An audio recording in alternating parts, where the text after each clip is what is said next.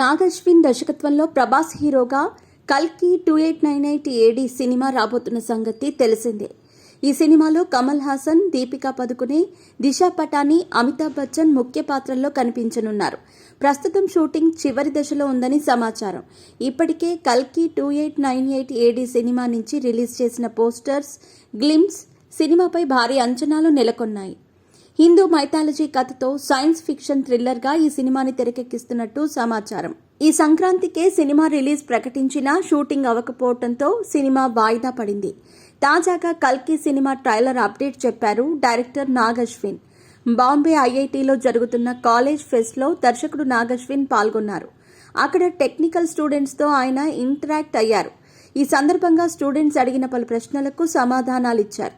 ఈ క్రమంలో ఓ స్టూడెంట్ కల్కి 2898 ఏడి సినిమా ట్రైలర్ ఎప్పుడు రిలీజ్ చేస్తారని అడగ్గా నాగశ్విన్ దీనికి 93 రోజుల తర్వాత రిలీజ్ అవ్వొచ్చేమో అని సమాధానం ఇచ్చారు. దీంతో ప్రభాస్ ఫ్యాన్స్ లెక్కలేసుకుంటున్నారు.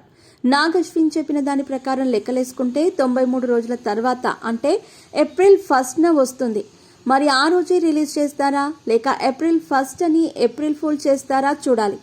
కల్కి సినిమా 2024 సమ్మర్లోనే రిలీజ్ అవుతుందని టాక్ నడుస్తోంది.